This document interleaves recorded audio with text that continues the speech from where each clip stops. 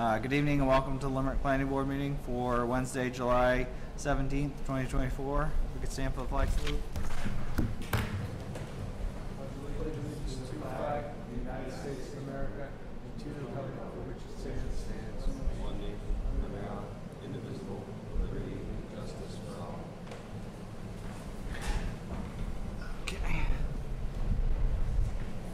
All right, so we have some minutes, I believe, for June 26th. Is there a motion on those? I'll motion to approve the minutes. Motion to approve the minutes. Any discussion? Okay, all in favor? All right. All right. Yeah, let's turn that off. You want to turn the AC off? Are you ready? Yeah. Okay, so Quarry Road Estates. Okay. Got Dan and Mike.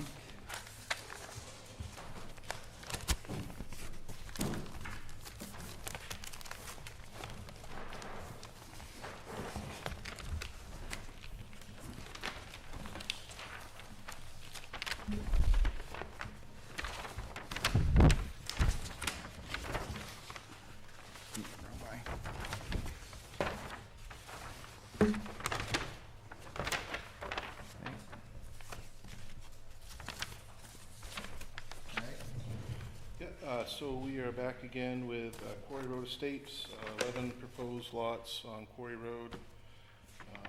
Last week I submitted a package that had a letter with a response to the planning board checklist. Okay. We submitted a preliminary subdivision plan. We presented a location map, copy of the soil survey and the deeds. In the prior one we submitted the test pit logs, so I was just hoping we could get a review of our preliminary plan and set a date for a site walk. Okay.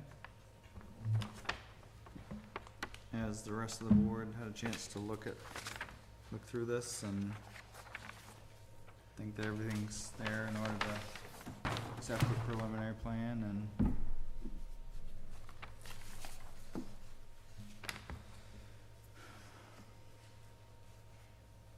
did you have any concerns, Dan? Do you have any concerns with this? No, but I did hear from inland wildlife and they didn't find anything other than what we already knew was the first. Okay. Do you have a total of the lots, all the lots, and then a total of the entire parcel? Is that somewhere? I think it's in here. Project area 16 and a half acres. Okay. And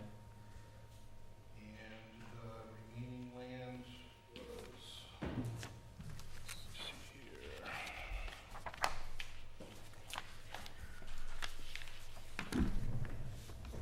The remaining land was 43.8. That's what it looks like. According, we didn't survey the remaining land. That's just using the tax map acreage and subtracting the Lee Home lot and these lots. Okay.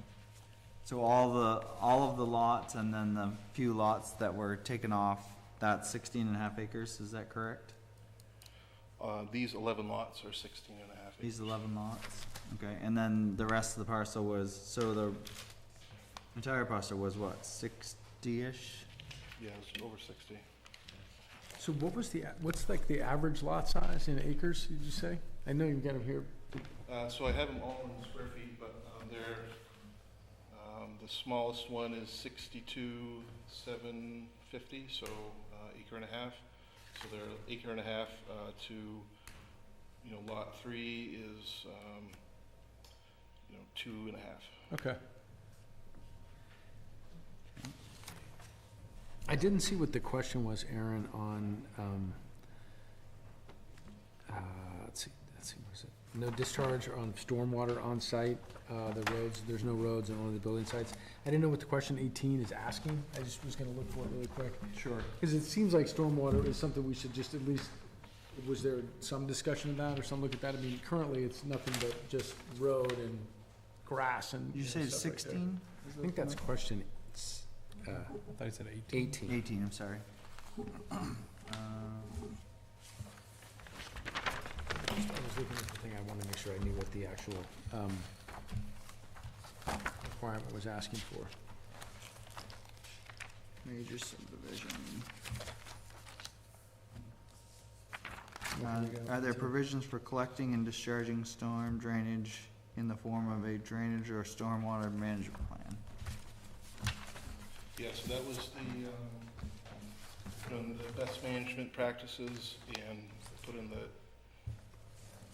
silt fence during construction and the house lot development best management practices Okay. over there on the left. From the state. Okay. And so you'd expect these all have individual driveways onto Quarry Road then? Yes, 7 and 6, the entrance is gonna be shared, but they will have driveways branching off of that. Okay. That's where the existing pit entrance is in the right-of-way. Mm-hmm. If that's shared, will they need a hammerhead? No, I don't believe so. All right. We just had that discussion about somebody else with the hammerhead, so. Uh, I'm not sure that has to be shared anyhow, that's the right of way going to the back lot, they can put their own driveways in. Off to, right onto Quarry I'd Road. rather have them do that. It's Yeah. not getting in the right of way. Yeah, I guess that, my assumption was that was to get to this lot, and that they would likely have just back onto Quarry Road like everybody else. Yeah, That's what I would rather have. Yeah, and the We didn't really discuss that, that's our miscommunication between the two of us. okay. I mean, unless you- No, we can still change that at this point, I believe. It's not a, Okay. Is that what he said? well, I just, that's how it says On now. the plan? So you have, but I was just saying, a lot of the discussion about this individual project is related to the, the water, the wetland area in the back and, and sort of the abutment nature of all of these things. And so I didn't know if that's a greater factor in that conversation or not, as it relates to number 18.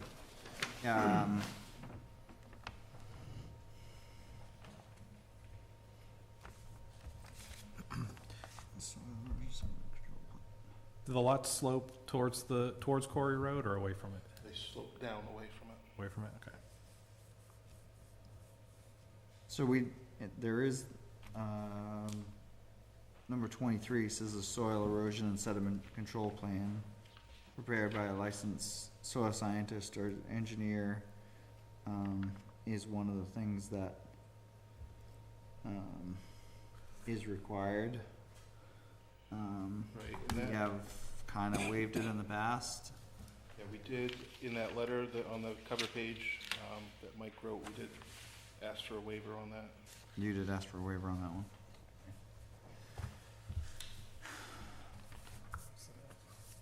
As well as the high-intensity soil survey. Okay. Which one is that?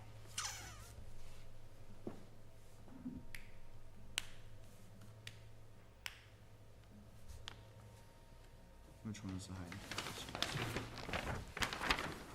Isn't that 20? Number 11. Number 11.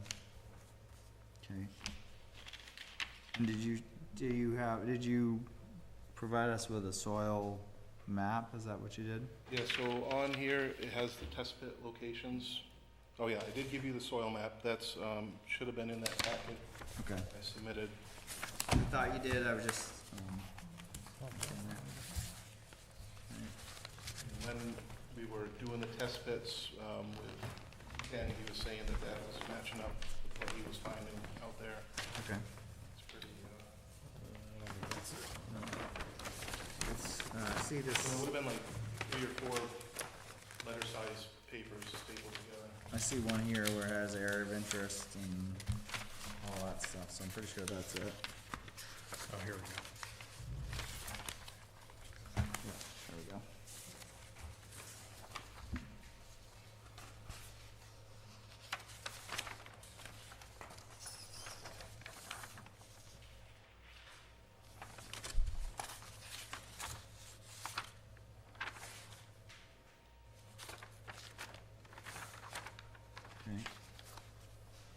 Were you able to find out anything about the water at all? Yeah, I asked, 3 contractors, we have a guy who worked with us at 2, so I asked all 3 of them, and they all said that, for the distance of pipe that's there, that it'd be anyways from 350 to 600,000 for projects like that. And that depends on if you run into ledge, boulders, things like that, so. Mm-hmm. Okay.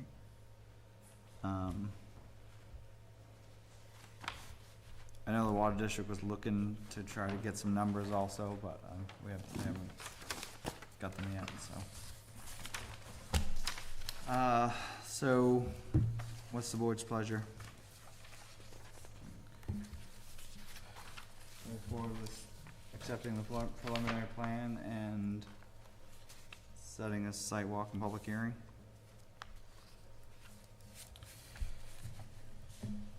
Yeah, I'm good with the preliminary plan.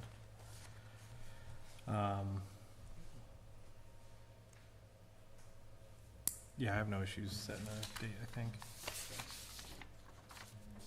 Yeah, I don't have any challenges with that either, if we wanna make a motion to approve and set the site walk. I think there'll be some questions when we get out there, certainly, but, you know. Sure. Yeah. I'll second. So. I make a Jason, gonna motion the that we, accept the, preliminary plan and set a date for a site walk. Okay, so there's a motion and a second.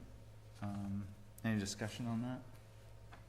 Oops. So, all in favor? Okay, so now we need to come up with some dates for, site walk and public. Our next meeting will be August 7th. August 7th. You wanna schedule it that day? That would give us enough time to advertise? I believe so. Is it a week or 2 weeks? I can never remember. I try to go for 2 weeks, so I think 26, sorry. Today is 17, so yeah, that would definitely give us 2 weeks, so Yeah. we're all set. Thought it was the 24th for some reason. So I think we should be fine with that. So would that work for you? If we did it on, August 7th, when can you guys do it? I can do it August 7th. I'm available after 4 that day. After 4? I'll be back that day. You're good with that day? Yep. Okay. What time would you do it, or do you do it before the meeting traditionally? Generally before the meeting, generally, As whatever close to the Jason, me- as- whatever Jason can work with, we'll make it work. I can get here by 5. Okay, then 5 it is? How's 5 That o'clock work? gives everybody a chance to go back home after the site walk. So. Yeah, I might not be able to make that, but, 5, no, just the 7th in general, but I'll try and move some things around. okay, all right. So you guys would like stakes put in at the corners, anything, is that it? The wetlands are flagged already, the test pits are flagged. Okay. Stakes in the corners, anything else? I mean, I'm sure staking the corners will take care of the right-of-way, but just making that more noticeable would be good as well. That's where the gate is, right? Mike? Yeah, It- the Oh, so okay, that's- yeah, To yes, the left of yeah. the cemetery, Got okay, it. we could show you all of that. Okay. All right. So we'll plan on the 7th at 5, and then the public hearing will be at 7. Okay, be the same day? It'll be the same day. All right,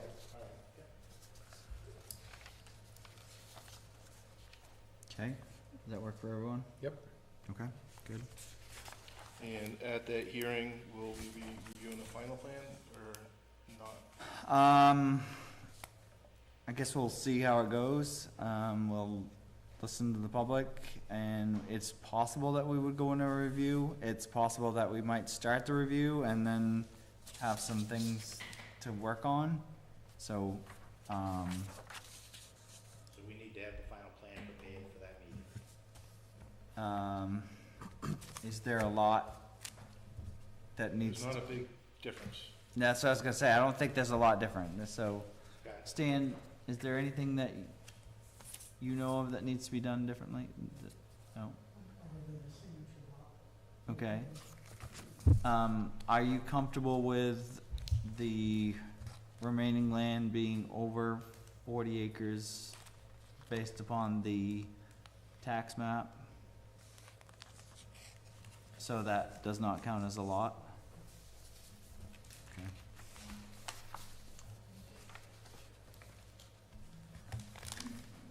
You mind explaining that a little bit? So is there So- like a certain size where the remaining land would, If the remaining land is over 40 acres, it didn't used to count as a lot. yeah, Somehow in the latest revision, that, got changed and it worked out, so that any lot over 40 acres is not considered a lot. In other words, it's, you know, So is 40 acres too big, 40 acre. too small? Do you know what that, where that is here? Cause I can't remember. so basically, and this is just for my own knowledge, like you're basically saying if it was under 40 acres, it would be a lot, need to be surveyed, is that kind of what That's we're saying? correct. Okay, all right. So if it But was, because it's like 43, based on the Yeah. map, it's probably tougher. so in, until, what, was it March that we changed that? Or, Stan, when was that changed? In March? So.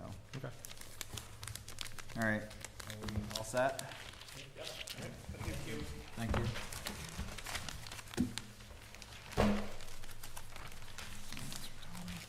All right,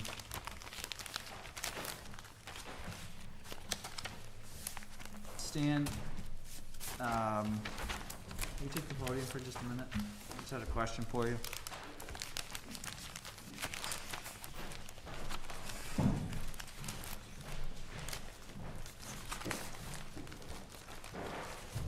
Thank you, guys. You guys, So we got something from, oh, why can't I think of his name? Surveyor today, basically a driveway entrance permit. Oh, yes, Ah. that's Deerfield Heights. Okay, and he's still working on a letter of credit. The letter of credit and the construction schedule. We need to go along with the letter of irrevocable credit. Okay, so that's just kind of in a hold, waiting for that? Yes. Okay, all right, And while you brought that up, we did also, that passed this last March, was if a conditional use hadn't been used in 2 years, the planning board can approve to revoke or expire the conditional use. okay, One of the ones that came up today, and they actually are in the process of filing bankruptcy, is the Range Solar Project off from Range E. So the next meeting I would like to entertain, and I will forward you guys the information, that we take a vote to expire the conditional use. More than likely, a new company will come in with different plans, so it just will make it easier than saying this one doesn't exist anymore. okay, so, when you say due to, they haven't used the conditional use permit, what's the metric by which you're judging whether they've used it or not? I mean, like they haven't developed the land to do what they were, I don't remember what that, I wasn't here for that. It's a good question. In most permitting in most permitting, most towns, if you don't do something within 6 months or the outside of 2 years, it automatically expires or goes void. It just because if time lapses, things change and conditions are not always the same. But that's in the permitting, and then conditional use is the same. If they haven't acted on it, most likely they're not. Conditional use will stay with the property. I do know an individual or a past code enforcement officer that we shared in towns that used to allow it to follow the person, and that it's not so, the conditional use. What would define something? So when you're saying that if they haven't done something, what would define that, or how would we define that as a? It would be the same, it'd be the same as, for example, in a building permit, if they haven't done a substantial start, putting in the foundation or the footing, that's substantial. A driveway or groundwork is not substantial. But in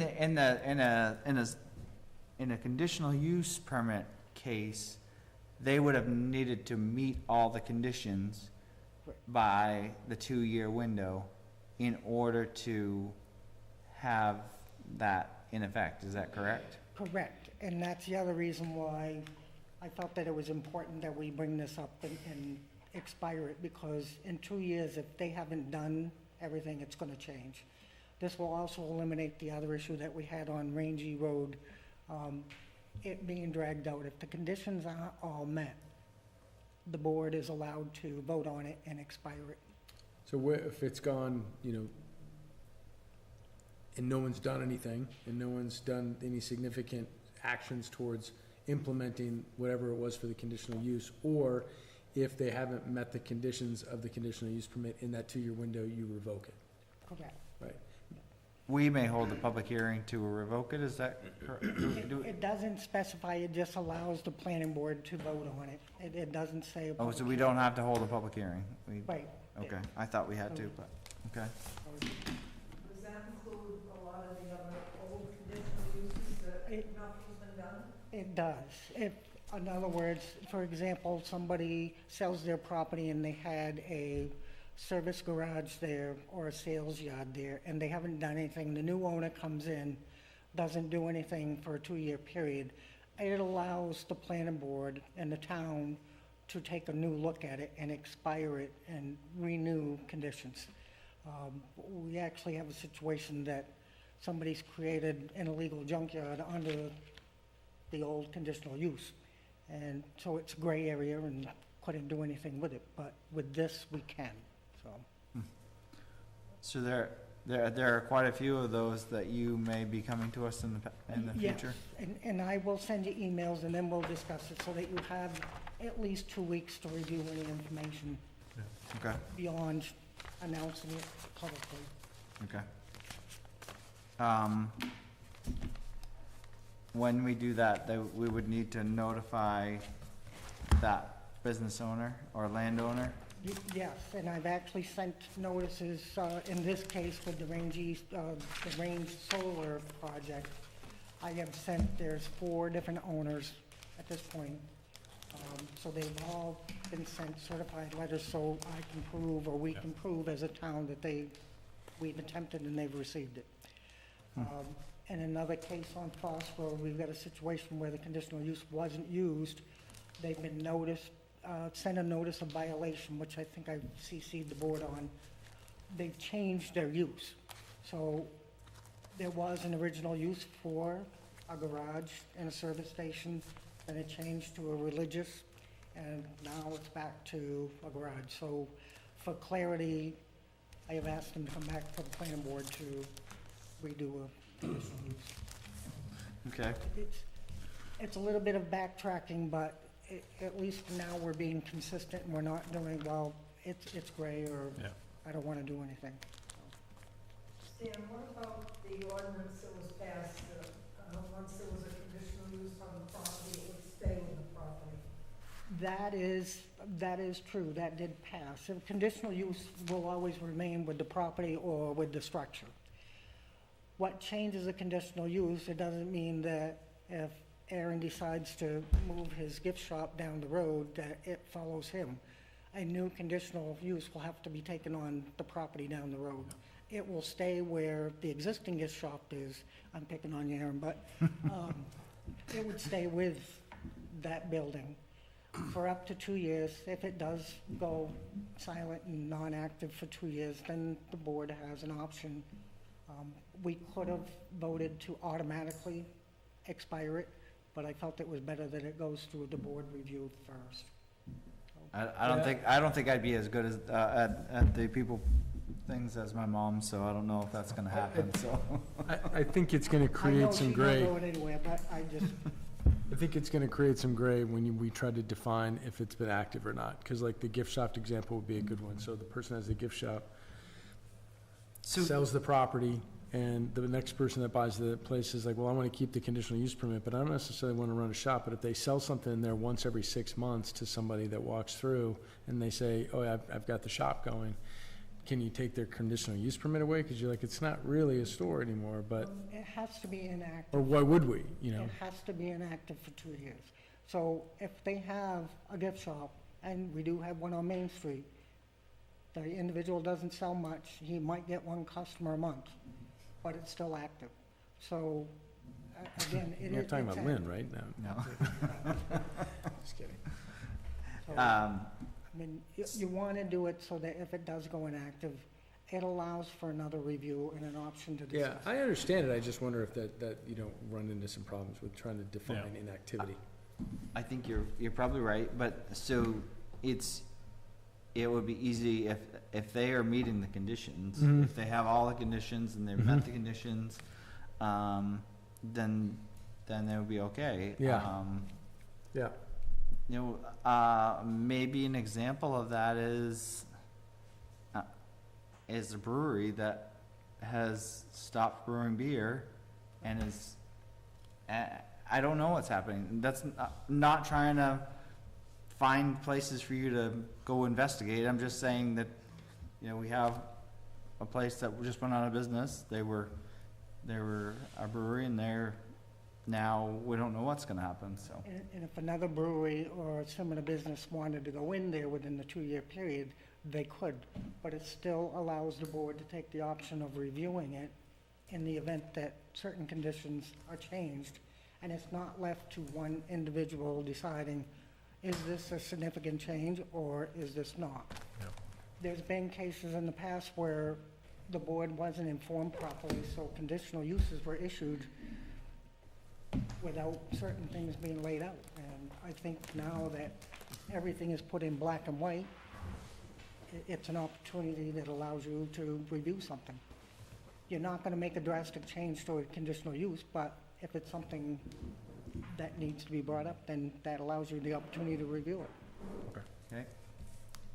Anything else for us, Dan? Yeah, I just had a quick question going back to the letter of credit. So they took out an entry permit, I guess, how far can they go before they need to come, I think they just, so they can get like all the permits, they just can't start work? I think what happened was the plan said, subject to the road commissioner, or the road commissioner verbally told us it was okay. And I said that we needed an actual entrance permit. Okay, So that was to clear up the road commissioner said. yeah, I liked the documentation, so that's, instead they changed that language, so.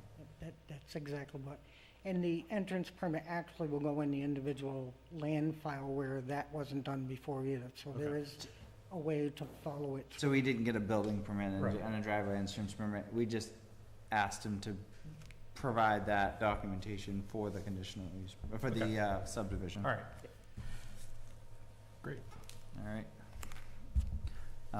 So, all set?